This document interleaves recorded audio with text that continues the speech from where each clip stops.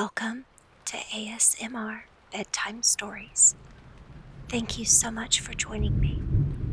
If you enjoy these audiobooks, please consider liking and subscribing.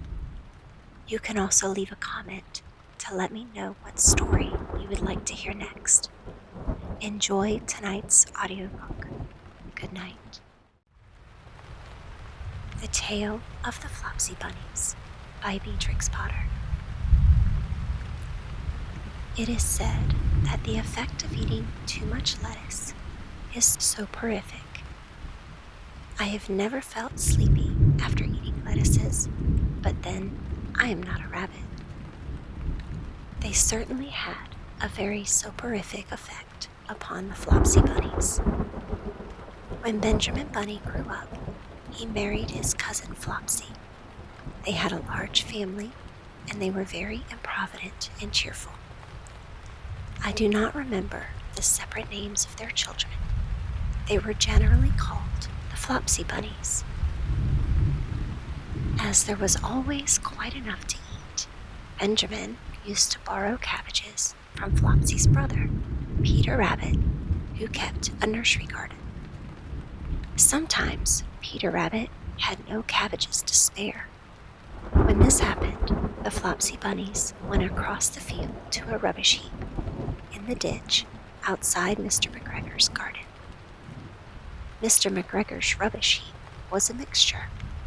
There were jam pots and paper bags, and mountains of chopped grass from the mowing machine, which always tasted oily, and some rotten vegetable marrows, and an old boot or two.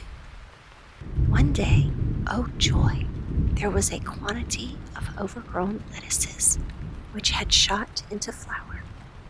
The Flopsy Bunnies simply stuffed lettuces. By degrees, one after another, they were overcome with slumber and lay down in the mown grass. Benjamin was not so much overcome as his children. Before going to sleep, he was sufficiently wide awake to put a paper bag over his head to keep off the flies. The little Flopsy Bunnies slept delightfully in the warm sun. From the lawn beyond the garden came the distant clackety sound of the mowing machine. The blue bottles buzzed about the wall, and a little old mouse picked over the rubbish among the jam pots. I can tell you her name. She was called Thomasina Tittlemouse, a wood mouse with a long tail. She rustled across the paper bag and awakened Benjamin Bunny. The mouse apologized profusely and said that she knew Peter Rabbit. While she and Benjamin were talking, close under the wall, they heard a heavy tread above their heads, and suddenly Mr. McGregor emptied out a sackful of lawn mowings right upon the top of the sleeping Flopsy Bunnies. Benjamin shrank down under his paper bag. The mouse hid in a jam pot. The little rabbits smiled sweetly in their sleep under the shower of grass. They did not awake because the lettuces had been so soporific. They dreamt that their mother, Flopsy, was tucking them up in a hay bed. Mr. McGregor looked down after emptying his sack. He saw some funny little brown tips of ears sticking up through the lawn mowings. He stared at them for some time. Presently, a fly settled on one of them, and it moved. Mr. McGregor climbed down onto the rubbish heap. 1, 2, 3, 4, 5, 6 little rabbits, he said as he dropped them into his sack. The Flopsy Bunnies dreamt that their mother was turning them over in bed. They stirred a little in their sleep, but they did not wake up. Mr. McGregor tied up the sack and left it on the wall. He went to put away the mowing machine.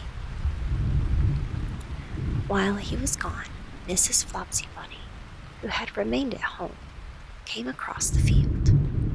She looked suspiciously at the sack and wondered where everybody was. Then the mouse came out of her jam pot, and Benjamin took the paper bag off his head, and they told the doleful tale. Benjamin and Flopsy were in despair. They could not undo the string. But Mrs. Tittlemouse was a resourceful person. She nibbled a hole in the bottom corner of the sack. The little rabbits were pulled out and pinched to wake them. Their parents stuffed the empty sack with 3 rotten vegetable marrows, an old blacking brush, and 2 decayed turnips. Then they all hid under a bush and watched for Mr. McGregor. Mr. McGregor came back and picked up the sack and carried it off. He carried it hanging down as if it were rather heavy. The Flopsy Bunnies followed at a safe distance. They watched him go into his house, and then they crept up to the window to listen.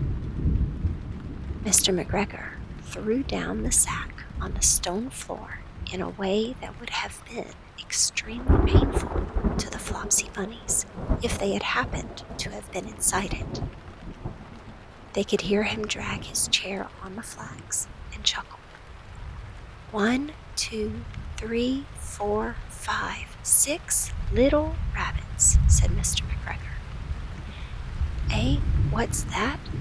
What have they been spoiling now? Inquired Mrs. McGregor. 1, 2, 3, 4, 5, 6 little fat rabbits, repeated Mr. McGregor, counting on his fingers 1, 2, 3. Don't you be silly. What do you mean, you silly old man? In the sack. 1, 2, 3, 4, 5, 6, replied Mr. McGregor. The youngest Flopsy Bunny got upon the windowsill. Mrs. McGregor took hold of the sack and felt it. She said she could feel 6, but they must be old rabbits, because they were so hard in all different shapes. Not fit to eat, but the skins will do fine to line my old cloak. Line your old cloak, shouted Mr. McGregor. I shall sell them and buy myself baccy. Rabbit tobacco. I shall skin them and cut off their heads. Mrs. McGregor untied the sack and put her hand inside. When she felt the vegetables, she became very, very angry. She said that Mr. McGregor had done it a purpose. And Mr. McGregor was very angry too. One of the rotten marrows came flying through the kitchen window and hit the youngest Flopsy Bunny. It was rather hurt. Then Benjamin and Flopsy thought that it was time to go home. So Mr. McGregor did not get his tobacco, and Mrs. McGregor did not get her rabbit skins. But next Christmas, Thomasina Tittlemouse got a present of enough rabbit wool to make herself a cloak and a hood, and a handsome muff, and a pair of warm mittens.